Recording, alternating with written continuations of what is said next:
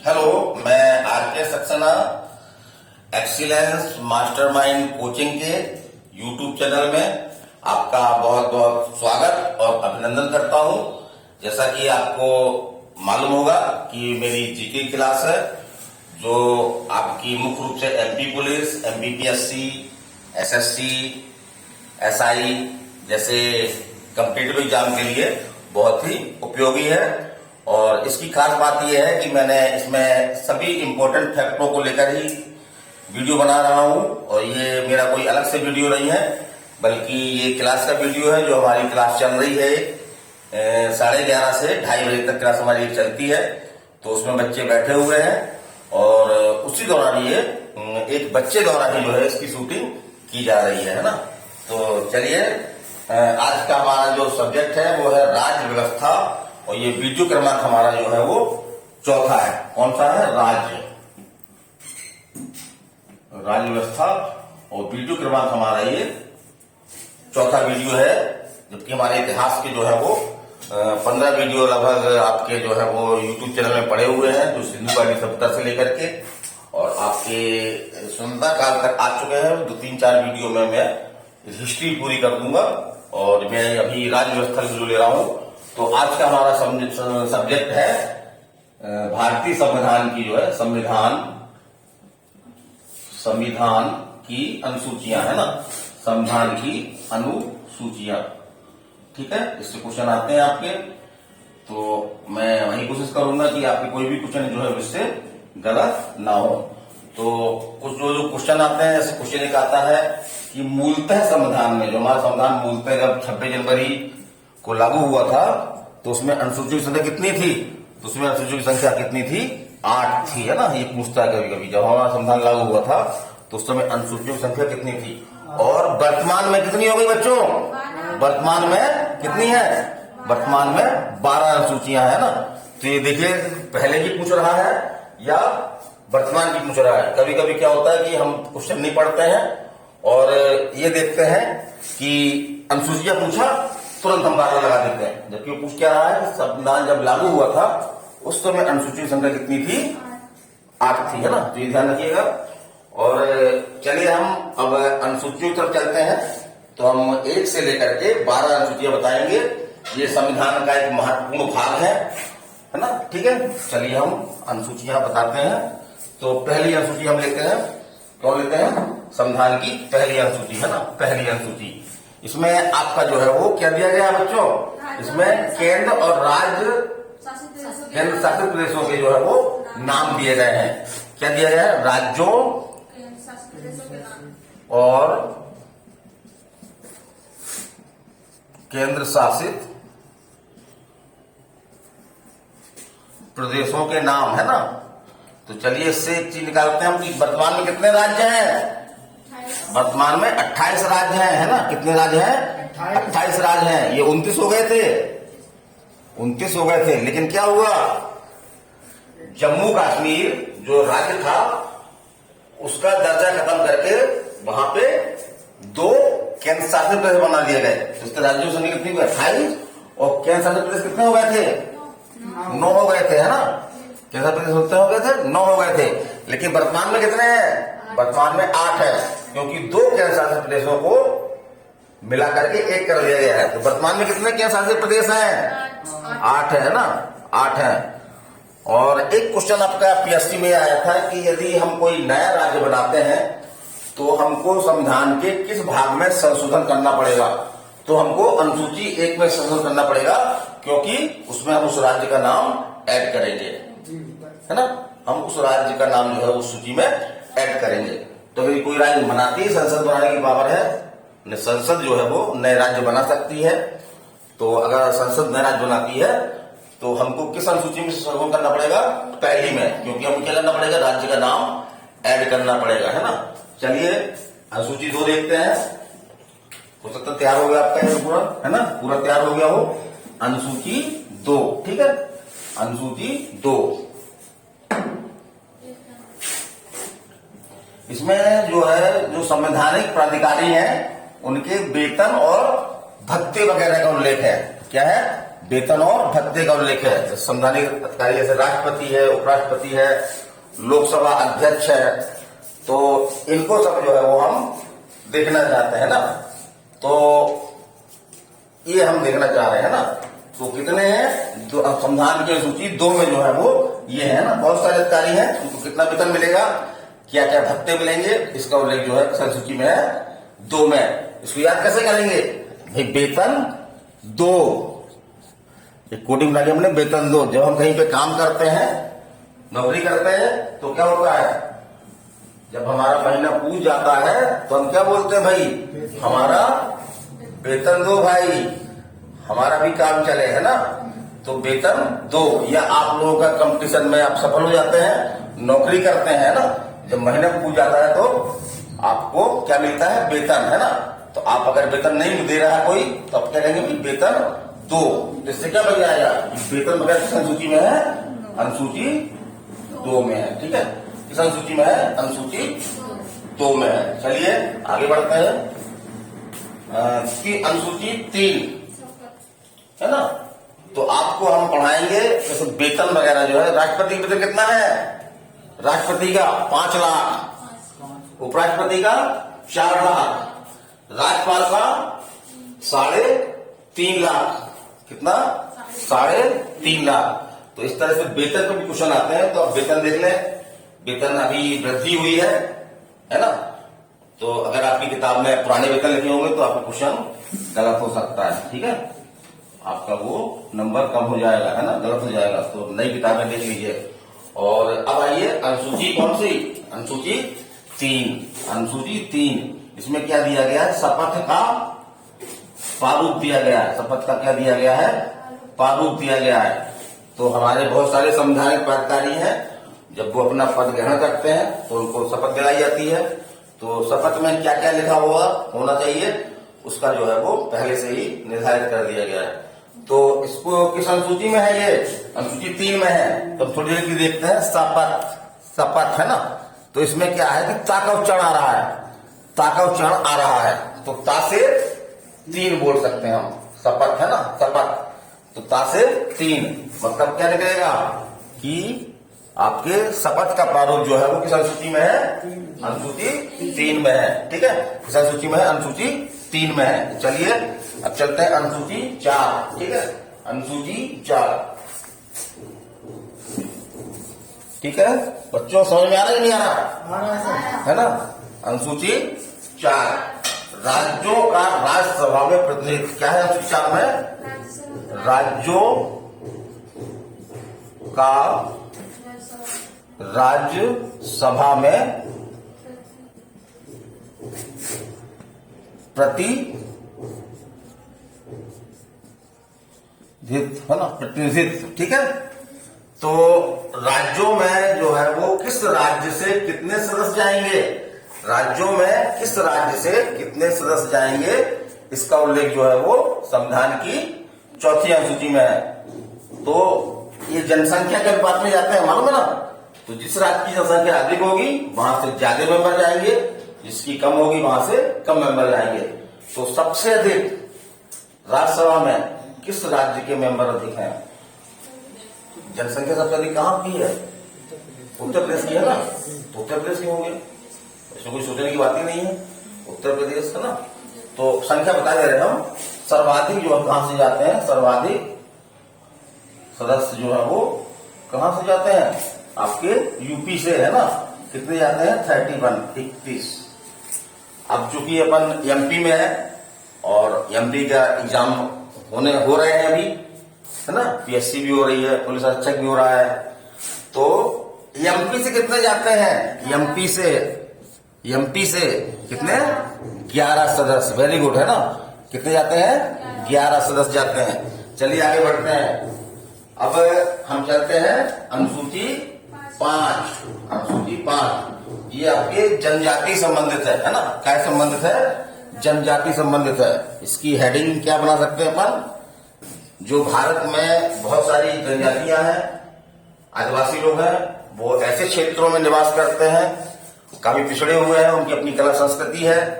तो भारत सरकार द्वारा क्या है, ऐसे क्षेत्रों को जो है वो अनुसूचित क्षेत्र के रूप में घोषित कर दिया है। राष्ट्रपति घोषित करता है ना, कौन घोषित करता है? राष्ट्रपति। तो इसकी हेडिंग है अनुसूचित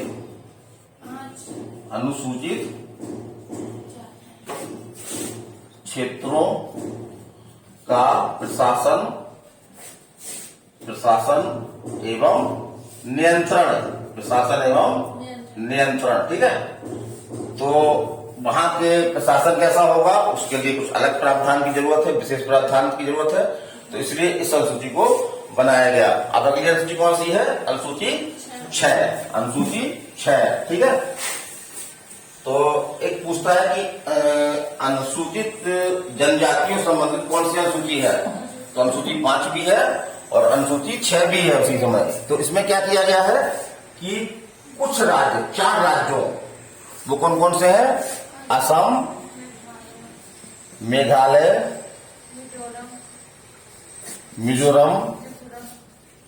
मिजोरम और त्रिपुरा है ना। आप लोगों का जीके अच्छा लग रहा है ना, लगता है झंडा फहरा देंगे इस बार, है ना। तो ये 4 राज्य है, इनमें जो जनजाति क्षेत्र हैं, उनके प्रशासन और नियंत्रण के संबंध में, उनके प्रशासन और नियंत्रण के संबंध में जो है ये अनुसूची है ना। तो एमपीपीएससी में एक मैंने क्वेश्चन देखा था कि उसमें ये 4 कौन कौन से राज्य इसमें लिखे हुए हैं, इसके बारे में पूछा गया था। तो इसमें कितने राज्य लिखे गए हैं? 4 राज्य, है ना। चलिए इसकी कोडिंग बनाते हैं ना, ताकि ये राज्य हमको रखना ना पड़े और कोडिंग के माध्यम से हम समझ जाए। तो एक आपने सुना होगा, मच्छर काटने न काटे इसलिए क्रीम आती है, बोडोमास। और एक रीजनिंग में भी आपने पढ़ा होगा बोडोमास का नियम, है ना। तो बोडोमास किससे क्या लिखते हैं? बोडो मास। ठीक है, इसी में आपकी जो है 4 राज्य के नाम क्या है? छुपे हुए हैं। 4 राज्य के नाम छुपे हुए। वो से नहीं, ये नहीं है, सॉरी, एक दूसरी कोडिंग दूसरे फिट होती है ना, ये आपको ध्यान रखिएगा। दूसरी कोडिंग जो है वो दूसरे में न फिट हो जाए। इसकी कोडिंग है आपकी अमे मित्र, है ना। तो आ से असम, में से मेघालय, मा से मी से मिजोरम और इच्छा ता से त्रिपुरा, है ना। तो ये आप अमेय मित्र याद रखिएगा। नहीं बोलते अपन अरे मित्र, अमेय मित्र, अमेया बोलते ना, अमेया जनरली बोलते हैं आपस में, हम लोग बोलते ना अमेया। तो उससे याद ना बोल के क्या बोल देंगे? अमेय मित्र। तो अमेय मित्र में 4 नाम जो है वो छुपे हुए हैं। चलिए आगे चलते हैं। अगली अनुसूची है आपकी 7। अनुसूची कौन सी है? 7।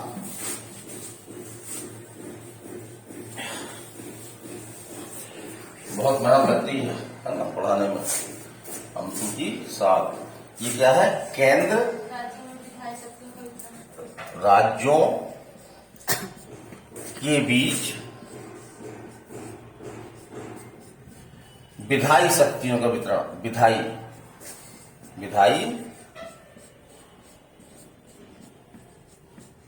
शक्तियों का वितरण। ठीक है, ये कोई पूरी तरह केंद्र राष्ट्र से संबंधित कौन सी अनुसूची है? तो अनुसूची 7 है ना।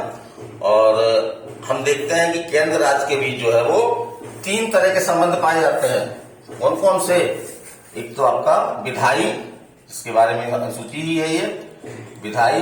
दूसरा प्रशासनिक, दूसरा कौन सा? प्रशासनिक। और तीसरा आपका वित्तीय, पैसा रुपए वाला, है ना। किसकी कितनी आमदनी होगी, कौन कौन सा टैक्स लेगा, कौन सा टैक्स इसको मिलेगा, ये संविधान में बताया गया है। तो ये विधायी संबंधित है। ठीक है, चलिए आगे बढ़ते हैं। इस अनुसूची में जो है वो 3 सूचियां दी गई हैं। कितनी सूचियां दी गई हैं?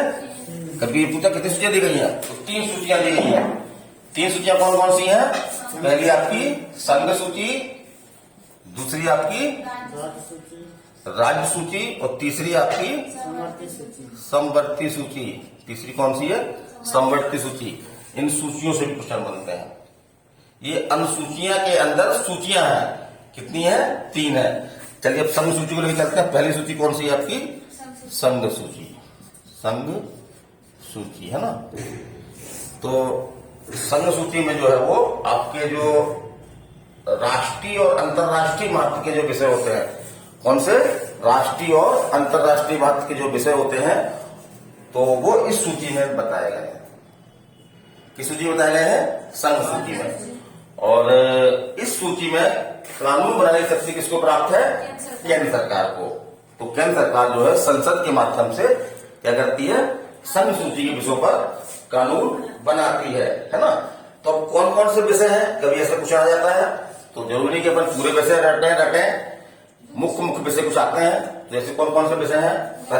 रक्षा हो गया आपका, विदेशी संबंध हो गया आपका, सशस्त्र बल हो गया आपका, रेलवे है ना, रेलवे हो गया, विदेशी कर्ज, नागरिकता, बैंकिंग, मुद्रा। ठीक है, फिर से रिपीट कर रहे हैं। जैसे कि रक्षा, विदेशी संबंध, सशस्त्र बल, रेलवे, विदेशी कर्जा, ठीक है, और नागरिकता, ठीक, बैंकिंग, मुद्रा, पैसा रुपए वाला काम, मुद्रा है ना। ये सब की सूची के विषय है संघ सूची के। संघ सूची में जो है पहले कितने विषय थे? 97 विषय थे पहले। एक विषय और ऐड कर दिया गया। अब कितने विषय हैं वर्तमान में? वर्तमान में 98 विषय है। तो ये पूछ सकता है कभी कि संघ सूची में पहले कितने विषय थे और वर्तमान में कितने विषय हैं। तो पहले आपके 97 विषय थे, अब एक बढ़ गया 98 विषय है। चलिए अगली सूची कौन सी है?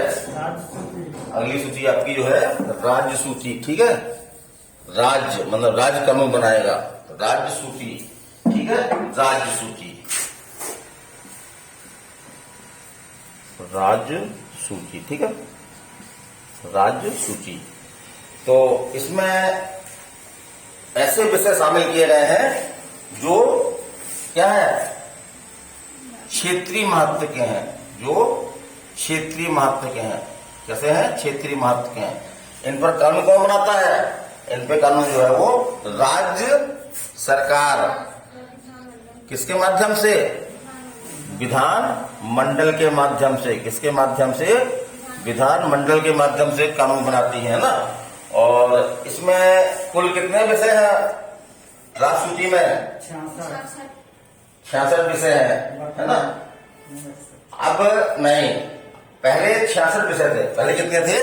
66 विषय थे। ठीक है, अब 5 विषय निकाल करके कहाँ डाल दिए गए हैं? समवर्ती सूची में डाल दिए गए। कहाँ डाल दिए गए हैं? समवर्ती सूची में। समवर्ती सूची में। ठीक है, तो अब विषय संख्या कितनी हो गई है वर्तमान में? 61 विषय। कितने विषय हो गए हैं राज्य सूची में बच्चों? 61। कितने विषय है? 61 विषय है। ठीक है, चलिए और आगे बढ़ते हैं। इनमें कौन कौन से विषय हैं ये हमको देखना पड़ेगा ना, एग्जाम में आता है। इसमें कौन कौन से विषय हैं? तो इसमें जो है वो आपका ऐसे स्थानीय शासन, ठीक है, स्थानीय शासन, कृषि, वन, पुलिस, जेल और लॉ एंड ऑर्डर, कानून व्यवस्था आदि है ना। पूरे विषय नहीं बता रहे हैं, पूरे विषय पूछता भी नहीं है, मुख्य मुख्य विषय। तो अभी 2017 में एक पेपर में जो है वो ये पूछा गया था कि जो पुलिस शब्द है वो किस सूची का विषय है? जो किसका विषय है? क्यों? अक्षय इसका विषय है? राज्य सूची का है ना। चलिए तो अब हम चलते हैं। तीसरी सूची कौन सी है आपकी? समवर्ती सूची। कौन सी? उसको मिटा दिया जाए है ना, वोट भर गया है।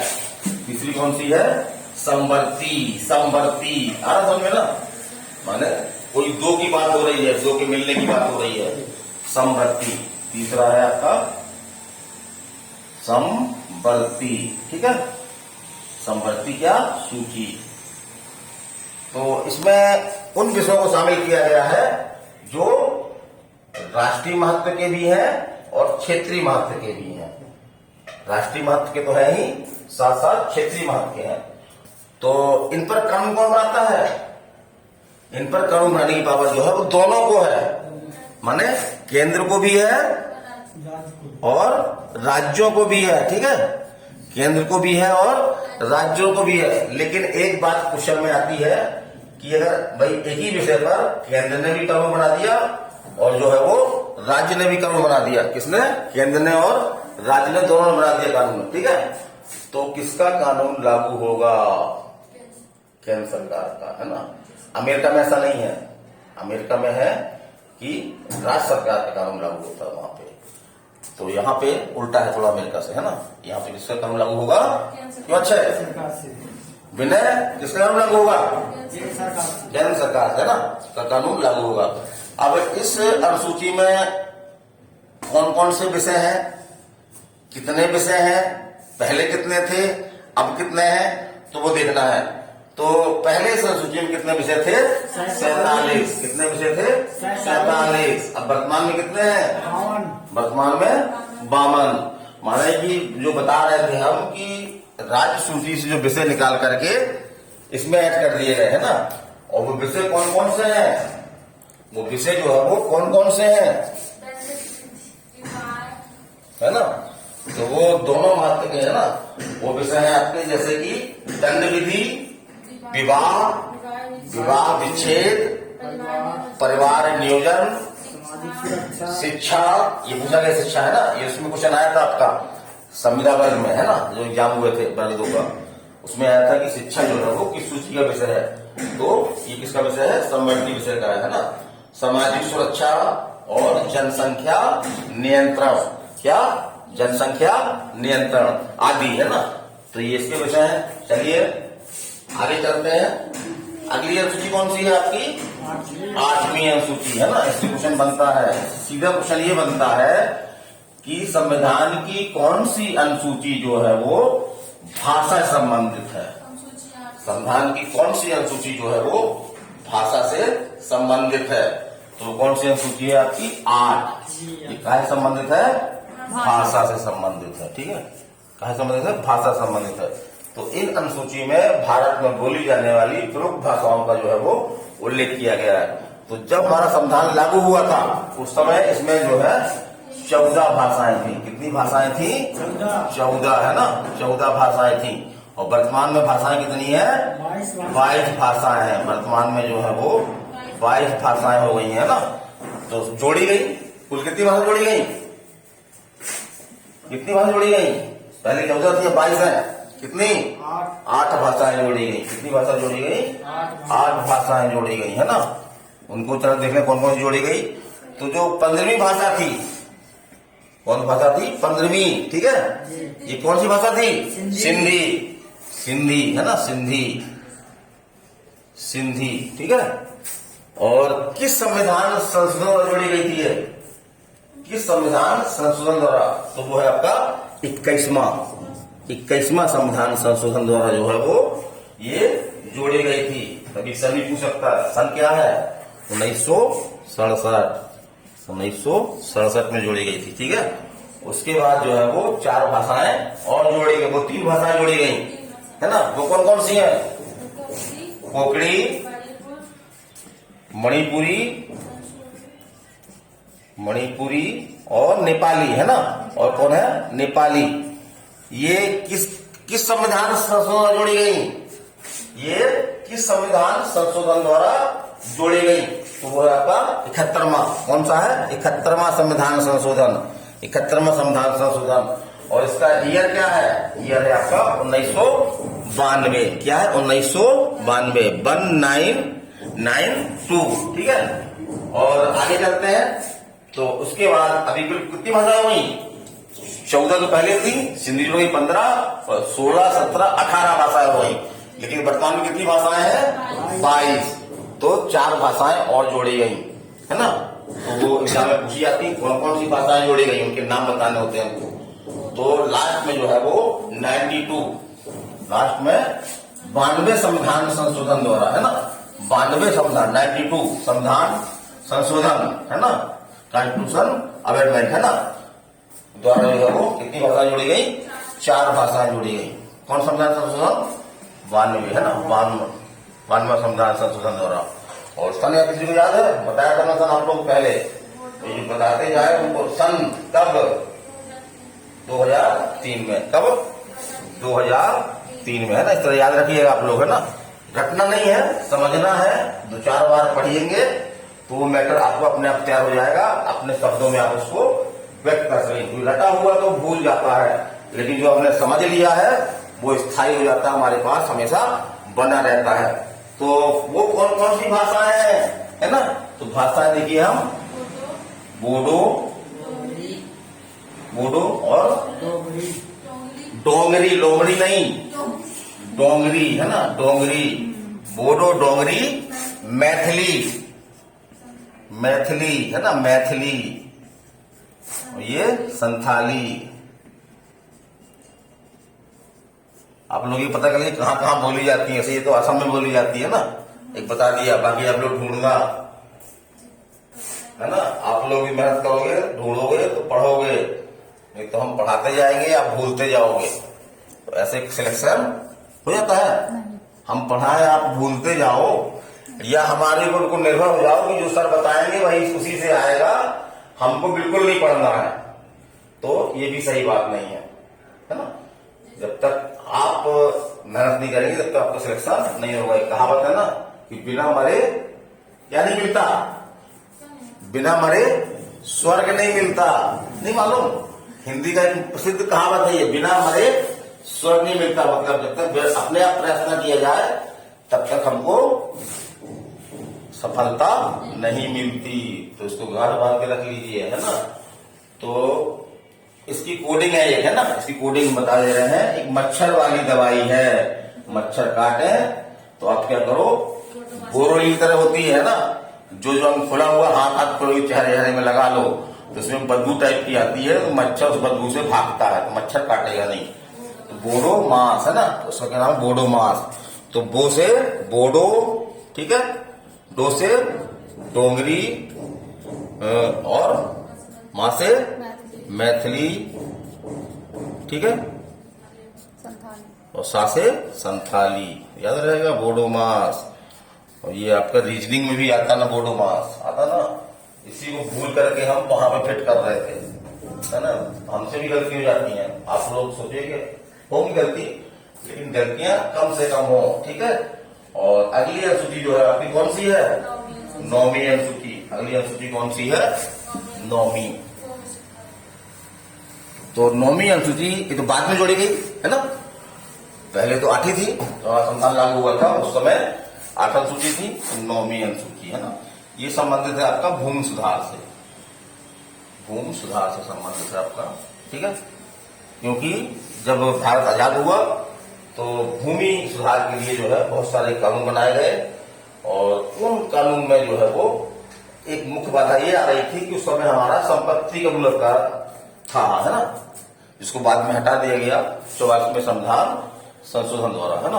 तो जैसे ही किसी व्यक्ति की, किसी किसान की, जो बड़े बड़े किसान थे, 500 एकड़ भूमि थी, है ना, कुछ ऐसे किसान थे जिनके पास कोई भूमि नहीं थी, तो एक सीलिंग एक्ट लागू किया गया हर राज्य वगैरह में, है ना, फुटकर। तो सीलिंग एक्ट जब लागू करते थे, किसी की जमीन छीनी जाती थी तो वो कहां चला जाता था, क्योंकि उसकी संपत्ति के मुलाकात का क्या होता था, उल्लंघन होता था, तो वो कहां चला जाता था, सुप्रीम कोर्ट चला जाए या हाई कोर्ट चला जाए। तो ये अनुसूची जोड़ी गई। इसमें क्या किया गया, इसमें जो भूमि संबंधी जो कानून थे, है ना, जो कानून, उनको जो है वो न्यायालय की समीक्षा से हटा दिया गया। न्यायालय की समीक्षा से मतलब क्या हुआ कि ऐसे कानून की वैधानिकता को आप न्यायालय में जो है वो चुनौती नहीं दे सकते। तो लेकिन फिर बाद में इसका दुरुपयोग भी होने लगा, जैसे कि आपका तमिलनाडु में जो है वो 70% से भी अधिक आरक्षण कर दिया गया सरकारी सेवाओं में, और उस एक्ट को जो है इस कानून में लागू, इसमें अनुसूची 9 में डाल दिया गया। तब न्यायालय ने ये कहा कि न्यायालय 9वीं अनुसूची की समीक्षा कर सकता है, ये देखने के लिए कि जो 9वीं अनुसूची का जो मुख्य उद्देश्य है और जो उसमें एक्ट डाला जा रहा है, तो वो उचित है कि नहीं है, उसमें कोई आपस में उचित संबंध है कि नहीं है। अगर संबंध नहीं है तो उस एक्ट को जो है वो असंवैधानिक घोषित कर सकता है। तो लगभग इसमें 248 से अधिक एक्टों की संख्या पड़े हुए है ना, 248 से अधिक कानून जो है वो इस अनुसूची में पड़े हुए हैं। तो इसका मुख्य उद्देश्य था भूमि सुधार। इसलिए परीक्षा में आपका क्वेश्चन एक आता है कि कौन सी अनुसूची भूमि सुधार से संबंधित है। तो आंसर क्या होगा आपका, कौन सी, 9वीं अनुसूची, है ना। चलिए अब चलते हैं 10वीं अनुसूची में। कौन सी अनुसूची में? 10वीं अनुसूची, ठीक है। तो 10वीं अनुसूची जो है आपकी दल बदल बताया था आप लोगों को ना, पहले बता चुके हैं। ये 10वीं अनुसूची जो है वो क्या है? दल बदल। 10वीं अनुसूची क्या संबंधित है? दल बदल से संबंधित है। क्या संबंधित है? दल बदल से संबंधित है। तो ये किस संविधान संशोधन द्वारा जोड़ी गई? तो वो है आपका 52वां। कौन सा है? 52वां। 1985 में 52वां संविधान संशोधन द्वारा जो है वो 52वां संविधान संशोधन द्वारा 1985 में 10वीं अनुसूची जोड़ी गई, ठीक है। और उस समय प्रधानमंत्री कौन थे? राजीव गांधी, है ना। उस समय जो किसने कोशिश की थी इसके लिए? राजीव गांधी। इसका उद्देश्य ये था कि केंद्र और राज्यों में जो है वो दल बदल के कारण से जो है वो सरकारें अस्थिर हो रही थी, जो हमारे लोकतंत्र के लिए अच्छी नहीं थी। अच्छी बात नहीं है ना कि आज इसकी सरकार है, 4 मेंबर उसके हट गए तो पता वो सरकार गिर गई। तो इससे जो है पूरे देश पे भी असर पड़ता है। इसको रोकने के लिए किया गया था ये दल बदल कानून जो है वो लाया गया था। इसमें क्या प्रावधान किया गया था? यदि किसी दल का 1/3 से 1/3 से अगर कम भाग टूटता है, पार्टी बदलता है, तो ऐसे सदस्यों की जो है वो संस्था समाप्त हो जाएगी। ऐसे सदस्यों की संस्था जो है वो क्या होगी? समाप्त हो जाएगी। तो इस प्रकार दल बदल अब यद्यपि देशा देखने में आ रहा है, कर्नाटक में देखा हमने, एमपी में देखा। इस दल बदल कानून जो बना है उसकी पूरी काट देख ली गई है। इसमें क्या करते हैं कि संस्था तो पहले से ही त्याग पर दे देते हैं। इसमें डर क्या है कि अगर कोई कम संख्या में दल बदलेगा तो क्या होगा? उसकी संस्था खत्म हो जाएगी। अब क्या करते हैं, जैसे कि 10-12 मेंबर हैं जो 1/3 से क्या है? कम है। 1/3 से क्या है? कम है। तो वो क्या करते हैं? त्याग पत्र दे देते हैं। पार्टी तो छोड़ते ही है, सत्ताधारी पार्टी अपने विधानसभा क्षेत्र से भी त्याग पत्र दे देते हैं। तो वहां पे क्या होगा? उपचुनाव होता है। उपचुनाव में फिर वही मेंबर जो है वो उसमें जिस पार्टी में वो शामिल हुए हैं उसी पार्टी की टिकट उनको मिल जाती है और बहुत सारे जीत भी जाते हैं। तो दल बदल कानून को जो है वो नाकाम करने की एक बहुत बड़ी साजिश चल रही है, जो लोकतंत्र के लिए सही नहीं है। ऐसा एमपी में हुआ है ना, मालूम होगा ना आपको। एमपी में भी इस तरह का जो है वो अनुसूची जो आपकी 10वीं है इसकी काट ढूंढी गई है। और इसका पहला प्रयोग जो कहां पे हुआ था? आपका तमिलनाडु में हुआ। पहला प्रयोग कहां पे हुआ था? तमिलनाडु में हुआ। वर्तमान प्रयोग जो है वो आपके एमपी में हुआ है। तो चलिए एक कोडिंग बताना चाह रहा हूं। जैसे दल बदल किस अनुसूची में पूछता है, मान लो तो दा से क्या? दा से 10 और दा से दल बदल। दल बदल, ठीक है। तो याद रहेगा ना, दा से 10, दा से दल बदल। दल बदल कहां पे है? अनुसूची 10 में है, ठीक है। और एक चीज और बताना चाहूंगा कि किसी सदस्य पर दल बदल कानून लागू होता है कि नहीं होता है, इसका निर्णय कौन करेगा, है ना। ये क्वेश्चन आपके आईएएस में पूछा गया है। इसका निर्णय जो है वो कौन करेगा? तो कौन करेगा? यदि वो लोकसभा के मामले में है, यदि लोकसभा का मेंबर है ना, उसके बारे में विवाद है, तो कौन करेगा? स्पीकर करेगा। लोकसभा का स्पीकर करेगा, है ना। इसको लोकसभा का अध्यक्ष बोलते हैं अपन। यदि राज्य विधानसभा के बारे में है ना, विधानसभा के बारे में, तो इसका फैसला कौन करेगा? विधानसभा का अध्यक्ष करेगा। विधानसभा, राज्य विधानसभा का अध्यक्ष करेगा और इसका फैसला जो है वो अंतिम होगा, ठीक है। और अगली अनुसूची आपकी कौन सी है? 11वीं अनुसूची, है ना। कौन सी है? 11वीं अनुसूची, ठीक है। कोई दिक्कत अभी तक समझ में आ रहा है? जी सर। समझ में आ रहा है? क्यों अर्चना? आ रहा है ना? बहुत धीरे धीरे बोल रही हो। अब तो खाना खा के आई होगी ना। ये दूसरा बैच है। पहले बैच में जरूर 8 से 11 जो चलता है अपना, उसमें जरूर भूखे पैसे रहते हैं लोग। जल्दी छोड़ दीजिए, या पता पड़ता है कि कहीं दूसरी तरफ ध्यान चला जाता है, शहरों से समझ में सब आ जाता है। तो अगली अनुसूची कौन सी है? 11वीं अनुसूची। ये संबंधित है आपकी पंचायती राज से। क्या संबंधित है? पंचायती राज से संबंधित है आपकी, ठीक है। और ये किस संविधान संशोधन में जोड़ी गई? तो 73वां, ये पूछा गया कि 73वां संविधान संशोधन जो है वो किससे संबंधित है? पंचायती राज से संबंधित है। कब? 1993 की बात है ना, 1993 में।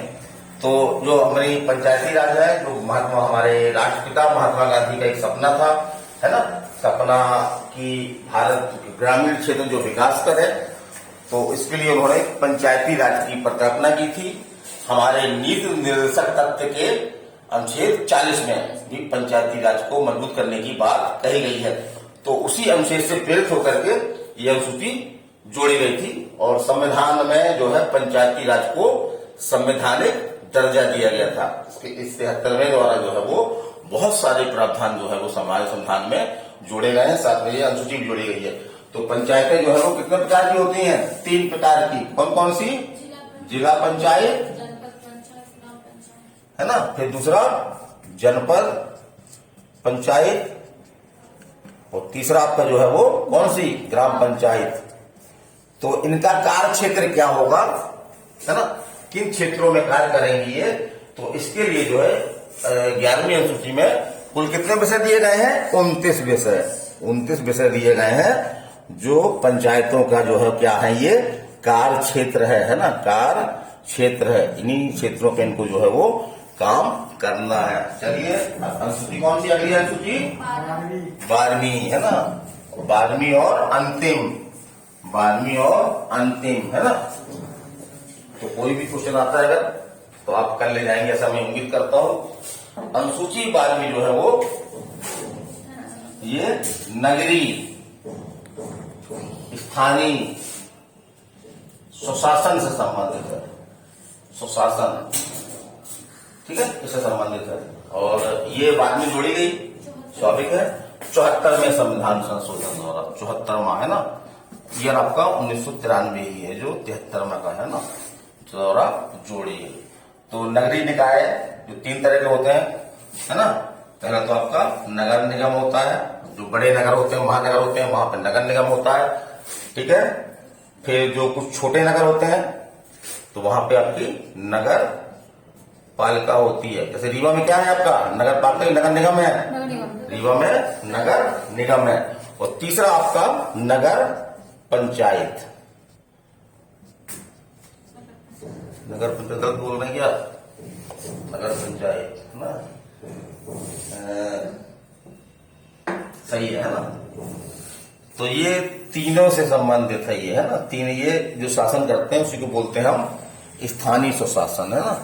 तो ये अनुसूची जोड़ी गई है और इसमें कुल विषय जो है, जैसे उसमें कितने विषय थे 11वीं अनुसूची में? 29 विषय थे ना, इसमें 18 विषय हैं, है ना। उन विषयों पर जो है वो इनकी कार्य क्षेत्र है, इनका कार्य क्षेत्र स्थानीय सुशासन, माने इनका नगर निगम, नगर पालिका, नगर पंचायत, तो इनका कार्य क्षेत्र जो है 18 विषय हैं जिन पर ये काम करती हैं। और इसी संशोधन द्वारा जो है वो जो नगरीय निकाय है उनको भी जो है वो संवैधानिक स्वरूप प्रदान किया गया है। तो बाकी हम पढ़ाएंगे, आपका एक हमारा पंचायती राज, नगरीय सुशासन, एक अलग से टॉपिक है, उसमें मैं उस टॉपिक में बताऊंगा। अभी तो कुछ फिलहाल छोटी सी चर्चा करता हूँ। तो इस तरह से मेरा ये वीडियो जो है वो समाप्त हो रहा है, क्लास भी हमारी समाप्त हो रही है ना। अब थोड़ा सा विज्ञान की क्लास लगेगी आपको। आज आपका डे जो है वो जनरल साइंस के लिए है। तो एक चीज मैं और बता दूं, हो क्या रहा है कि साइंस, जनरल साइंस के नाम पर जो है वो लोगों को बहुत गहरी गहरी साइंस पढ़ाई जा रही है। पूरा एक किसी साइंस वाले टीचर को बुला करके और वो बहुत अंदर तक डीपली घुस रहा है, जबकि अपन को पढ़ना क्या है अपने कोर्स में, क्या है एमपी पुलिस में? जनरल साइंस है ना। जनरल साइंस और विशिष्ट साइंस में अंतर होता है। तो जनरल के अगर हम विशिष्ट पढ़ेंगे तो हमको नुकसान होगा, हमारा टाइम भी खराब होगा। तो सिर्फ मोटी मोटी जनरल साइंस हमको पढ़ना है। 10 क्वेश्चन हमारे एमपी पुलिस में आने हैं इसके, तो 7-8 क्वेश्चन आसानी से, अगर हम मोटा मोटा पढ़ते हैं तो 7-8 क्वेश्चन आराम से बन जाते हैं। तो मैं आर.के. सक्सेना आपसे जो है वो पुनः आज ही मैंने एक वीडियो और बनाया है, उसका शीर्षक है आपका भारत की संसद, तो उसको भी देखें। और आज ही मेरी एक वीडियो बनाने की इच्छा और हुई, क्योंकि एग्जाम की डेट काफी निकट है, तो मेरे को सिलेबस पूरा करना है। तो मैं क्लास में तो पढ़ा ही रहा हूं, तो किसी भी बच्चे से बोल देता हूं कि यार थोड़ा सा एक वीडियो बना दो, ताकि और लोग भी जो क्लास में नहीं है या दूसरे कोचिंगों में पढ़ रहे हैं तो वो भी हमारे इस वीडियो का फायदा उठा सकें, है ना। आप लोग तो उठा ही रहे हैं ना, क्यों उठा रहे हैं? कैसी लग रही क्लास? बहुत है ना। तो इस वीडियो को आप देख करके अपना रिवीजन कर सकते हैं, क्योंकि अगर हम लिखवाते इस मैटर को तो क्या होता है कि कई लोग अशुद्ध लिखते हैं, कई लोग अधूरा लिखते हैं। तो अधूरा ज्ञान जो है वो खतरे से खाली नहीं होता, है ना। तो चलिए ज्यादा बात नहीं करूंगा, है ना। आपके विषय में उपयोगी है। मैं R K. Saxena excellence mastermind coaching Rewa के यूट्यूब चैनल में विदा लेना चाहता हूं, और नेक्स्ट वीडियो के साथ में फिर आऊंगा। तो नमस्कार।